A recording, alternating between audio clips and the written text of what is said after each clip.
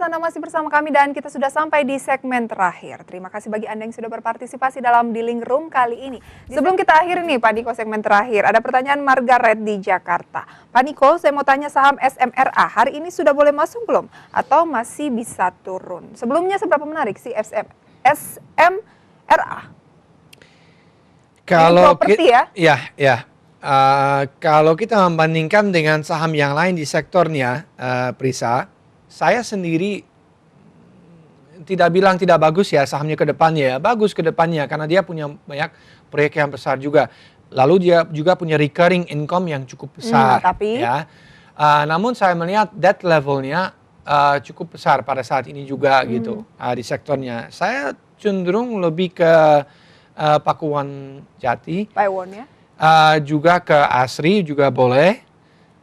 Saham-saham seperti itulah. Tapi meskipun demikian, saya nggak bilang ini saham yang bagus sih. So, bolehlah. Nah, kalau misalnya mau masuk, tentunya mungkin dekat supportnya, kemarin supportnya ada di 1785, resistance di 1850. Tapi untuk saat ini perlu dicatat juga, semuanya punya tanda-tanda negatif secara teknikal. Kalau kita melihat secara umum ya, kalau kita melihat saham-saham properti memang turun kan?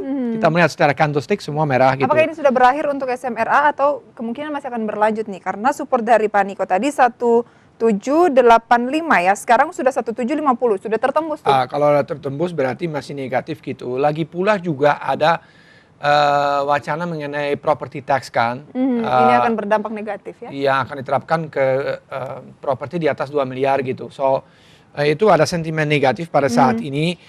Juga memang sektornya secara umum itu overbought kan. So memang bisa ada koreksi lanjutan. Balik lagi ke Ibu Margaret ya. Tertarik atau tidak untuk SMRA? Itu analisa dari Pak Niko ya? Secara fundamental tidak ada masalah menurut saya gitu, boleh saja gitu. Tapi saya cenderung ke saham yang lain seperti Paewon dan Asri. Sedikit Ibu Lili ya di Jakarta. Selamat sore Bu Lili, bagaimana prospek di Gudang Garam 1 minggu ke depan? Gudang Garam. Gudang Garam sebetulnya secara valuasi masih ada upside-nya ke sekitar 60.000 sampai 62.000 secara valuasi. Masih boleh buy dong ya? Masih boleh. IHSG kita prediksinya? Jelas resistance pada saat ini di level psikologis di sekitar 5.500. Apakah itu akan tercapai dalam minggu ini atau tidak? Saya tidak bisa menjawabnya dengan pasti. Tapi masih terus mencoba ya? But it is possible gitu. Selama momentumnya masih bagus seperti sekarang, cuman rentang koreksi itu juga perlu disampaikan. Harus selektif buy. Makanya direkomendasikan tadi sejumlah saham trading buy ya Pak Niko. Yes, betul Prisa. Terima kasih banyak, sayang sekali waktu kita terbatas. Sukses untuk Pak Niko, sampai berjumpa kembali. Pemirsa, demikian Dealing Room kali ini bersama Pak Niko Omar dari Velburi Asia Securities. Semoga bisa menjadi referensi untuk Anda. Perbarui terus informasi pasar saham Anda dengan menyaksikan Dealing Room Direct dari Senin sampai Jumat pukul 14 waktu Indonesia Barat. Tentunya hanya di MNC Business, the first business channel in Indonesia. Saya Prisa Sambodatu pamit undur diri. Happy Trading Day untuk pemirsa dan sampai berjumpa kembali besok.